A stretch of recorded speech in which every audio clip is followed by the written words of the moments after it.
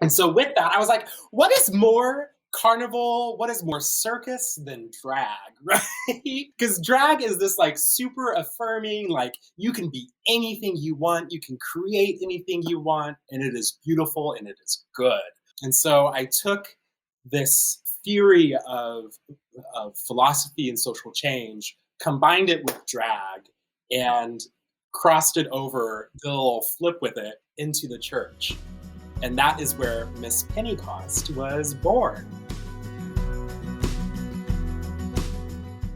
Hi, everyone. This is Dana Black. And this is Chelsea Simon. Welcome to the Collective Table.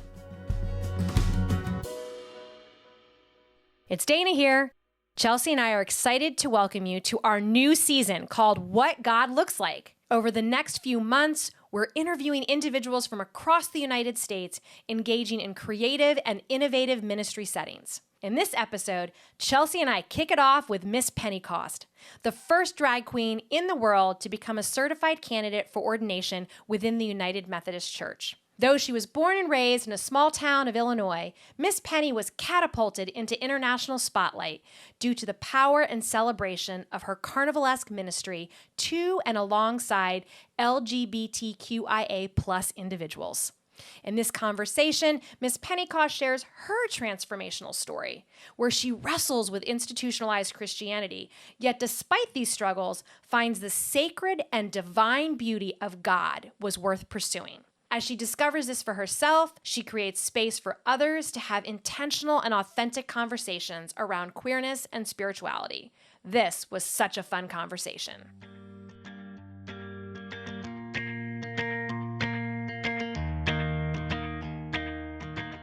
So we just wanted to start with, if you could give our audience a little bit about your background. Did you grow up in a faith tradition, and what did that kind of look like as you were growing up? Yeah, oh my gosh. So no, I didn't start really identifying as religious until my junior year when my first boyfriend at the time invited me to church. But before that, I grew up in a fairly irreligious household. We prayed and things, but it was more like the God is great, God is good, let us sing for food, whatever. And it was like I equate it to like washing your hands. It was just something that we did as a kid, and I had no understanding as why, because that was the most religious thing we did. And yet, I also had like these kind of spiritual moments that would like tie, like looking back, I see it as like a continuum that brought me to today. So like spiritual moments out in the woods or out fishing with my dad or all of that. And it's just kind of brought me to today. What was it? You said the first time you went was when you went with your boyfriend. What were you thinking as you went into a church? Like, so you had not been in like really in a church experience before. No, I had gone to like one church camp thing, summer thing. And so I just thought that all churches were the like youth summer camp thing. And that is not the case. Fun fact. It is not always pirate themed. Yeah, when I first went with my boyfriend, his family made up like 80% of the church. So like I knew it was going to be some sort of kind of good experience, but I was also terrified because I'd never been in a church before. And so I was sitting there. I had listened to this incredible sermon. Could not tell you what it was now. But we got up afterwards, standing around in a circle, and we're doing the like church, the like post-church thing of trying to decide where to go for lunch afterwards. We're like Cracker Barrel or like Mexican food. We'll see. And the pastor came over and like stood in the middle of this circle and said, "Listen, I don't know who you are or why you're here." And I was like, oh my God, it's my first day at church and I'm going to be ran out just like that. And I like got like cold sweats and I was starting to panic. And then he said, "But you right here, right now is enough. And that is all you will ever have to be." And then he did like the awkward, like mic drop and walked away. Wow. And yeah, it was like a God moment for me. Yeah. And it really secured my thought of spirituality being accessible. Looking back at that moment, I want to be able to create those moments, to be able to tell people that they are enough, whoever, wherever they are. That was my first church experience. And then you were into church? Like, then you started going kind of on a regular basis, or did it still kind of take you some time to figure all that out? Yeah, I went every week. For that, wow. Every week after that. Mostly, it also was because my boyfriend was there, and it was like a whole like hanging out with him. But I felt so, I don't know how to describe it. So seen by the divine, and I was able to start asking questions that I didn't know that I even had, about God and about faith. And because I am a nerd, a little nerd at heart, it just became this huge research project that I wanted to figure out. And I just fell in love with it. So that environment was very open to you being curious, asking questions, trying to understand what is all this stuff? Yeah, exactly, exactly. A big part of my faith is the questions, Yeah. is being able to raise the question marks, and not always finding the answers. And that's hard for me, as a nerd. I want to know the answers, but faith is the only place in my life that I feel secure, comfortable enough to not have to have the answers. Oh, that's wonderful. Were you open with your boyfriend at church? Was it like a affirming congregation? Yes, so at the time my boyfriend was not out, but I was out. And I had many meetings with the pastor. I was just the gay friend that hung out at the church with everyone. Yeah, because okay. But I had many conversations with the pastor, and that is where one of my first struggles, um, reconciliatory moments happened, because the pastor told me, "Look, you're." The same person that said you right here right now is enough also told me that I was welcome to sit in the pews, to be a part of the congregation, but I would never be able to seek any sort of leadership or any sort of presence outside of sitting and listening. How do you reconcile? Like, what does that look like? At the time, I was just like, I guess this is it. It's the only church I've been to, and it took a lot of me doing my own work of reading different books and going down internet rabbit holes of trying to find a different type of theology that affirms my queerness and, yeah, and my experience. So it happened outside of the church that I was able to unpack it. And so, how did you get to where you are today with the church that you're in today, Hope United Methodist? Yeah. So the first church was a non-denominational church. Um, and I had gone to college, and broke up with my boyfriend. Oh, sad day, you know. He got the church. That's okay. I got Bloomington Normal. So I just started church shopping for 2 years. I hopped around to different churches, testing them out, and not a single one was affirming, opening, that really vibed with my theology and my understanding. Um, and then I was at my first drag show in downtown Bloomington at Bloomington's first ever Pride Fest. Um, and I was there with my friends. I was having a great time. And then over the loudspeaker, they said, "Security provided by the pastors at Hope Church." And I was like, now I have to go to another church because they're supporting me. I've got to go support them. And I showed up that next Sunday.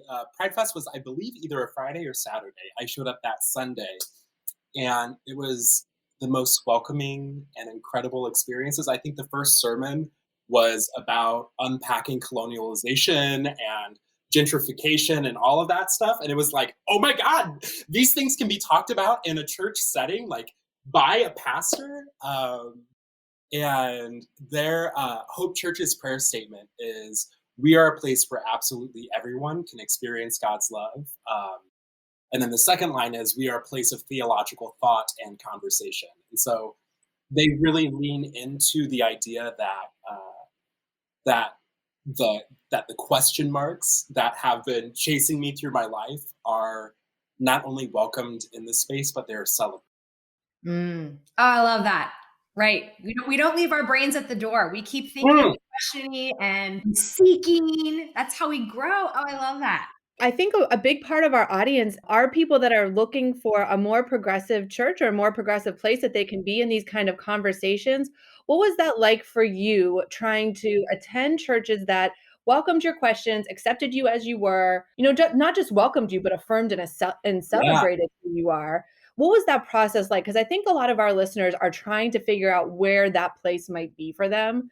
And it sounds like it took you a little bit of time to it took find me it. a long time, but when I found this congregation, the congregation that affirms, that encourages me, that supports me for all that I am, all of my beautiful queerness, my loud laughter and everything, it was unlike anything I had ever experienced in a church before. It was like a God moment where like everything just felt right.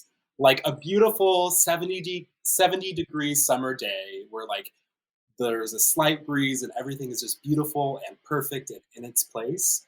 That is what it felt like to be a part of that congregation. So it's out there for people.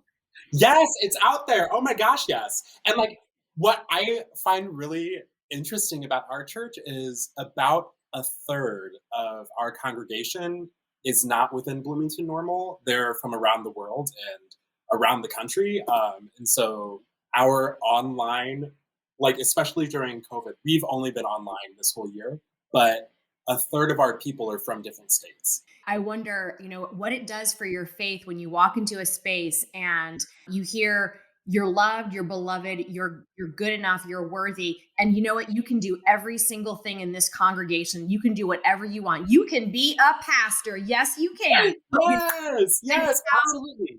When it's you like can see yourself in the systems and when you can see yourself in the divine, you can start to see the divine in yourself. It's a two-way street. And when you can start to see that, like, I am a reflection of the divine and the church is a reflection of me, then you can become, the options become limitless in that moment. So for people that are listening, just tuning in, Isaac is the first openly gay certified candidate in your Yes, conference. So the Methodist yes, Church is a global denomination that is broken up into conferences, so it's easier to kind of manage. But in your conference, you are the first openly gay candidate to be certified, yes.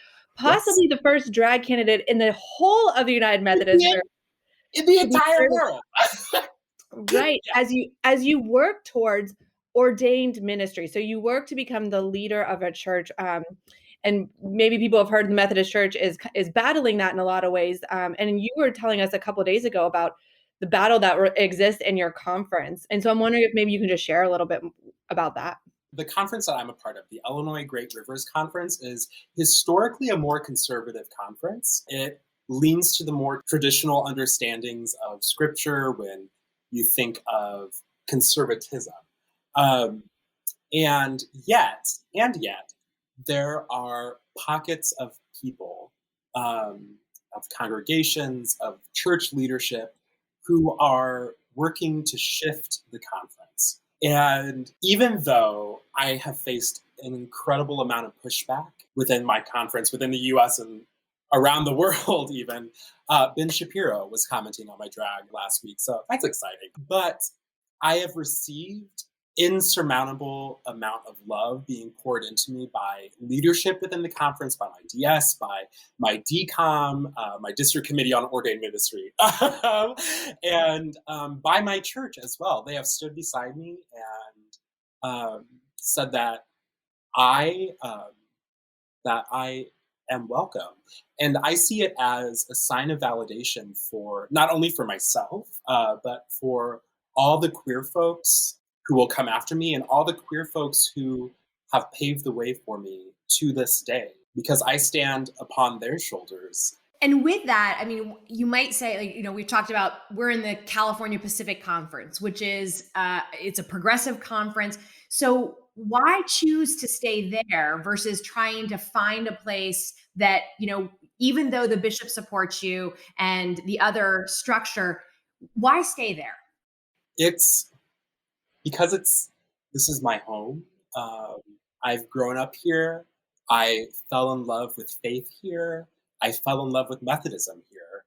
Um, I have been ran out of houses before, out of churches before, and I refuse to be chased out of this house of Methodism, this house of God anymore. I will not be bullied into submission. I will not be silenced because I have received uh, so much so much support that if I feel like if I were to walk away right now, I would not be doing justice to my own faith, to the people who have kind of propped me up, and to the people who look to me as an example. And I think that reminded me, we talked about this as well before, but there was a quote, and I think it was in the Sojourner article.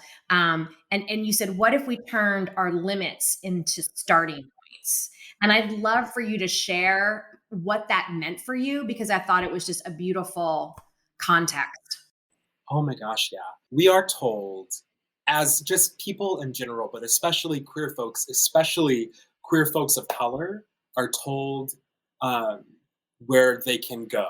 Like where I as a queer man can speak, where I as a queer man can stand, where I as a queer man can volunteer and everything. And those limits um, are put on us without foundation because my faith says that there is not a limit. The divine, the holy source of equity does not have limits for us.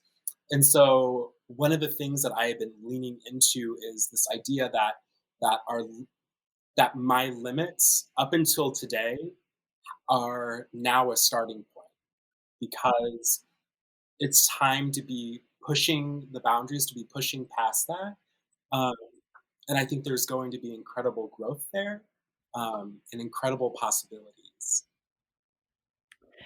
So much of me wants to say to you, "Come to CalPAC," because I like you and I want you to be next, like, I wanna hang out with you, but also, like, there's a protection, like, I wanna protect you, and it just reminds me of how much courage that takes to, be the first and to I mean, you're recognizing you're standing on the shoulders of those that came before you, but, um, in so many ways, you're the first in your conference. You're setting an example for those and how much courage that really takes. And your courage is going to give other people courage. The ways that you are living out your call, your clear call to ministry are going to be able to give other people the courage to do that as well. And so I just want to affirm that in you. I think that's just such an amazing thing to lean into where so many of us shy away from, protect ourselves, to put yourself out there and say, here I am, this is who I am, is just gonna allow other people to do that too. Absolutely. And like I to be honest and transparent, it's not always rainbows and butterflies for me. It is hard. I have cried a lot. I have received threats. We've made police reports. There has been uh, calls for God to smite this entire congregation, and I I just keep leaning into the story of Esther in the sense that Esther was a woman who was incredible and had incredible privilege, and in a moment where she was able to put her gusto to the test, uh, she utilized that privilege to make change happen. The idea that perhaps you were born for a day such as this.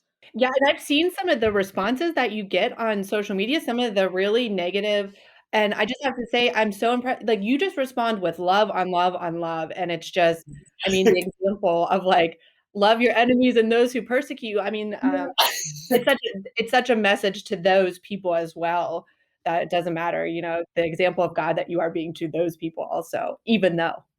Yeah, I even though I want to be snarky and I'm sarcastic and sure. sassy, I I just if I am created in the image of God, so are Yeah. you. Dang it. Yes, dang it, right, that's right. Yeah. One of the things you're reminding me of is I was talking about the word Christian, and Christian is a noun, but it can also be an adjective, and it can also be a verb. And I'm thinking to myself, like, your actions, the way you articulate and care for people and show compassion and love, like, you're living it, like you are an example. And so, like, that's a Christian right there in action. You're noun, adjective, and verb all wrapped up.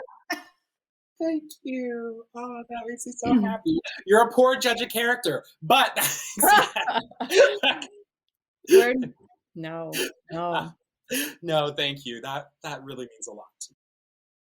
So in your article, you talk about carnival culture. Can you share more about that and how and what that meant for you and how you learned about it? So it all started with research at my undergrad at Illinois Wesleyan because, as I mentioned before, I am what? A nerd. Yes. All right, here we go. Okay. But it all began with this like paper on religious studies methods. And we were looking at different philosophers and all these different like old dead people now. And one of the people was Mikhail Bakhtin, this old Russian philosopher from the early 19th century. And he had this theory called the carnivalesque and the grotesque. This idea that systems can be changed through laughter and joy and through holding on to power for longer than what it was meant for. And for the people listening at home who are like, okay, you just said a lot. Think of The Hunchback of Notre Dame, the Disney movie, where Quasimodo is crowned this king of fools in this festival. And he is this social outcast who shouldn't have any power 364 days of the year. And through the story and holding on to that power and leaning into, yes, this is who I am. Yes, I deserve life. Yes, I deserve to be celebrated. Systems were able to be changed and growth was able to happen. And so this philosopher thought that if we were to hold on to the power more than just you're allowed to sit in a pew, if you're able to say, yes, I am, and also I can be in leadership and do it in such a public, joy-filled way, then that is one of the best ways to change systems. And so with that, I was like, what is more carnival, what is more circus than drag, right? Because drag is this like super affirming, like you can be anything you want, you can create anything you want, and it is beautiful and it is good. And so I took this theory of philosophy and social change, combined it with drag, and crossed it over, did a little flip with it into the church. And that is where Miss Pentecost was born. When I think about drag, like going to a drag show, I just think about creativity on steroids, like just like explosion of creativity. I think you could describe it as an extension of yourself. Absolutely. So how did all that come together for you? Oh my gosh, yes. Well, drag in itself is this art form. It's this beautiful art form that is born from people saying that you can't be something. And so it means something different for every single person, for every single drag artist. But for me, it is about being everything that I was told I couldn't be and everything that I know I can be. And with this idea of the carnivalesque, the 1960s church lady is kind of the epitome of what faith is in America. Okay. This like over the top, like big hair, higher the hair, closer to God, praise Jesus, bless your heart. And so for me, I was told that I could not be a part of this system. And so I claimed this this epitome of what faith is, and I made it for myself. Um, and so I crafted this persona that is just an unapologetic affirmation of queer identity and queer faith experience. And then my name, Miss Penny Cost, is a pun because I am a nerd, but I'm also like secretly a 90-year-old dad, and just love dad jokes. But Pentecost is based on the idea of Pentecost, this idea that after the crucifixion of Christ, all the followers like locked themselves in the room where the Last Supper happened. They were like, "What is going to happen next? Like, what can we do?" Then the Holy Spirit came down and dwelled with them. It is said through tongues of fire, and it gave them the ability to go out into the world and speak in new ways to new people. And in the Bible, it was through different languages. For me, my different language is the language of drag and the language of queer artistry. So I really see a modern twist on the biblical account of Pentecost happening within drag spaces. And I think one of the things I love is that you took something that has this kind of old, kind of cringy feel to it with we think of the church lady. Like I think about my Nana, right? And I'm like, okay, didn't drink, wanted me to play the organ and have hymns, okay, like. And then you take that and you make it positive. Like the whole element of it is positive, and it just flips it all around and Absolutely. recreates something that is beautiful. Yeah, as the great Missy Elliott once said, I put my thing down, flip it, and reverse it. No, yeah, that's the thing, is that carnival, the idea of carnival is just taking everything and just flipping it on end. So taking things that were used to beat people into submission and use it to elevate them in return. It's very Jesus-y, the flipping the world on its head, like that. I mean, Oh, every time I read about Jesus, it's like, well, that's not how I would have done it. Because he just had this way of thinking that was so countercultural, and that's exactly what you're naming now. It's like, yeah.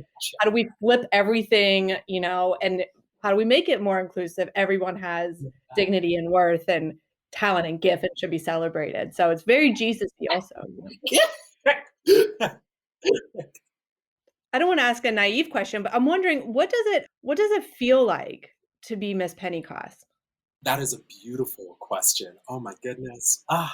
I when I am Miss Penny, I have this confidence, this knowledge of like nothing can tear me down, nothing can separate me from the divine.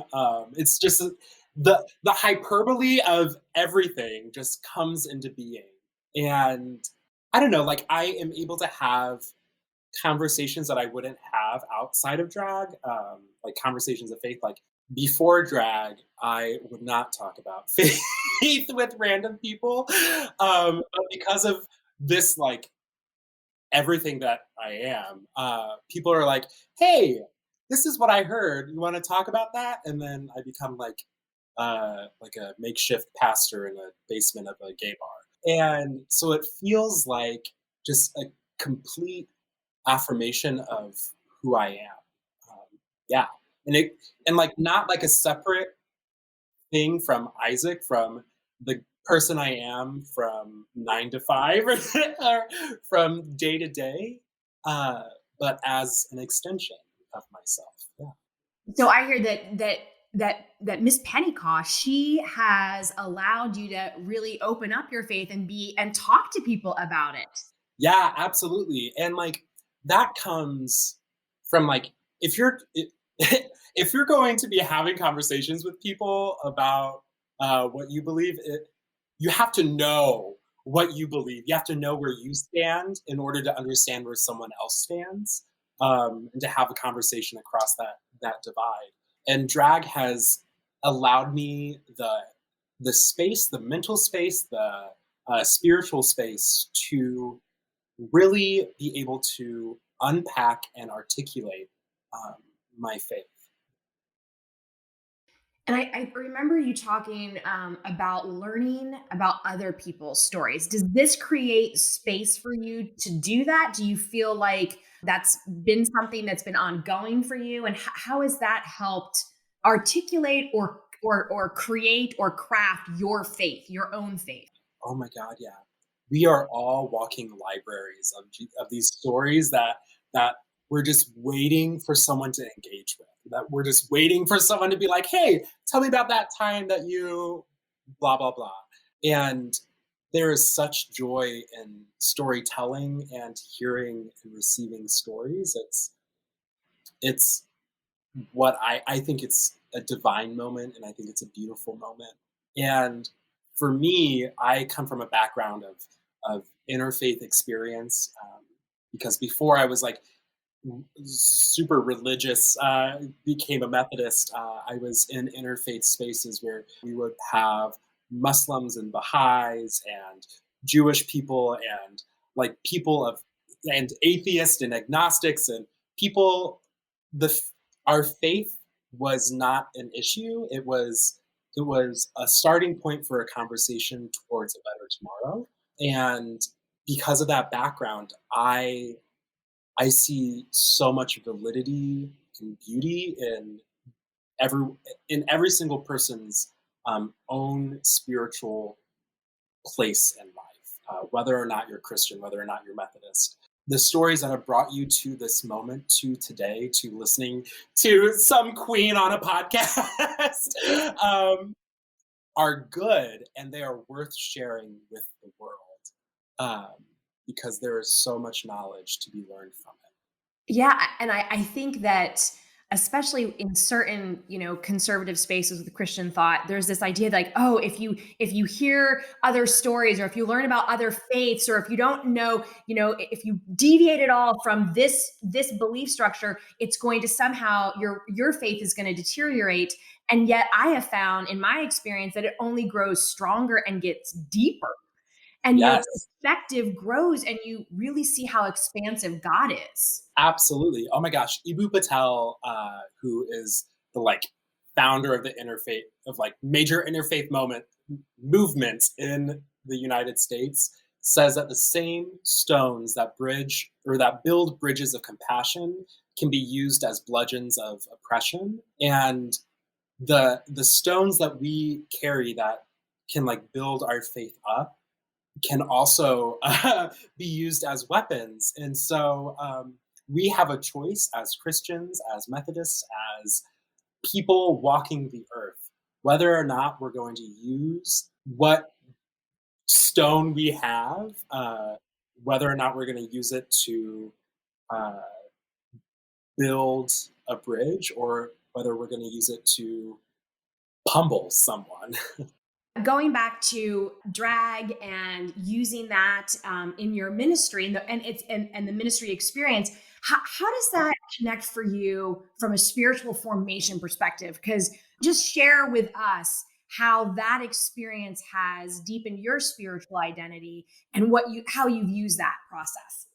Yeah, absolutely. For me, there is the spirituality of drag begins with painting my face. It takes between 3 and 4 hours to get ready, and so I spend a lot of time with just myself, with just a mirror, looking at what God has created. For better or for worse, there I am. And it is a process that I have done hundreds of times. And even though it's different every time, I am able to tap into a lower brain moment. I don't know, the psychologists say like for meditation, you go into a lower state of thinking and you're able to really dwell upon different topics. So when when I'm painting my face, I often think about how the divine is moving around, like moving in my life around me. I think about my ancestors, quote unquote, my queer ancestors who have brought me to this day. I dream about the future of the church that could happen, or I meditate upon scripture. Yeah, so that is one aspect of it. Another aspect of drag, an intersection of drag and spirituality, is I pray the rosary a lot, the Holy Catholic Rosary. And I have done it in drag on Facebook. And for me, I was just sharing one of my spiritual practices, teaching folks like how to pray the rosary, like why it has been around for thousands of years and what things we can take away from it. And for me to do it in an inclusive way and I like to say it's a reformed rosary because I change up some of the language in order to better connect with God. That way it keeps some of the stumbling blocks and barriers away. So that is kind of some of the spiritual practices that I have with drag. And I love that you share them because I do think doing ministry work, oftentimes you have people in your congregation, people who you do studies with, and they'll say, well, what kind of spiritual practice should we engage with? What should we do? So the fact that you're giving examples and talking about it, I think it connects people to it. Absolutely. What's really funny is I have this like discomfort with the term evangelist, as many people do. And there have been some of my friends, queer leaders, who call me the drag evangelist. And I'm like, really? Yeah. But also, there's been high ups, like when one of my videos of me praying the rosary in drag went slightly viral, and my bishop and leaders of my conference instantly began receiving phone calls calling for a revocation of my candidacy, a revote, and lots of things. And there is a person high up in my conference who watched the video and said, I don't know what people are mad about. This is a person teaching people how to pray. And I was like, yes, yes, yes. We like we all have these toolboxes of prayer, of spiritual practices that can be shared, and I hope that's what I do. Is I share different pathways, different practices towards spirituality. Yeah. And it went viral. I mean, you're teaching people that would have never maybe even heard of the rosary before. Yeah. One of the things you said is when you were doing the spiritual practice of putting on Miss Pentecost, you imagine what the church might be like. And I'm wondering if, as you look to the future, if you could just, throw everything out, like what do you think the church could look like in your greatest imagination? I dream of a day in which there will never be a question of whether or not I as any individual walking through the door, any individual walks through the door, I dream of a day where they don't have to question whether or not they're welcome, whether it's because of the languages that they speak, whether it's because of their citizenship status, the color of their skin. I want a place in which the kingdom of God can be lived out in utter affirmation of life and in a way where people can experience the divine who were told they were never allowed to.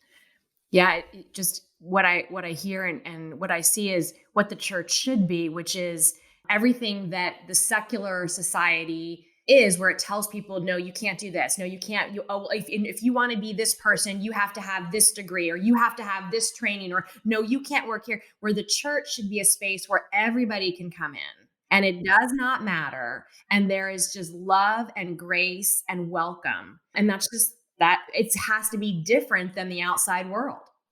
By being who you are and being who you are in a public space, and a place where it might not be the easiest, you are ushering in that kingdom, and it's going to allow other people to join you in the creation of what you just named, what the church is, what God intended for us to live together despite our differences and to celebrate those differences.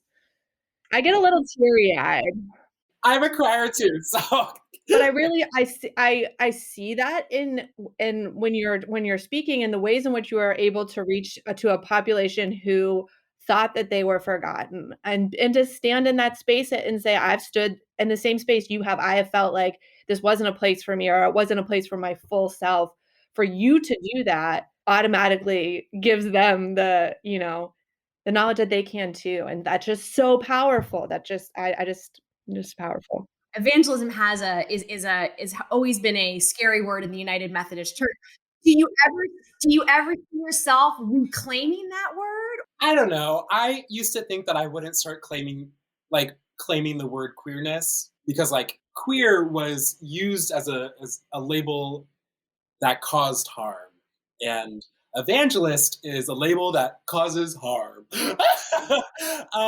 So maybe it will take a reclamation of the term evangelist and the act of evangelizing, quote unquote, um, in order for it to be made healthy and whole again. So I don't know. Maybe I will start claiming that. I feel like we're friends already, so we're virtual hugging and, yeah, keeping you in prayer, but we're excited to see what's in the future. So, Isaac, thank you, thank you.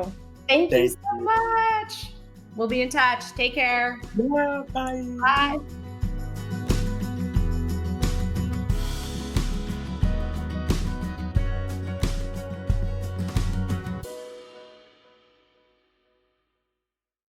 Thank you so much for listening. Just like everyone we are interviewing throughout this series reflects the sacred and holy image of God, so do you. Together, we are what God looks like. The Collective Table is supported by San Diego United Methodist Church in Encinitas, California. A big thank you to the team at Castos, especially our producer Stuart Barefoot and our content editor Claire Watson. The original music heard in this episode was created and performed by Mystic Mercy. Make sure to subscribe to the podcast, YouTube channel, and our newsletter. If you'd like to financially support the work of the Collective Table, please visit thecollectivetable.org. There you can also find out more about who we are and view past episodes.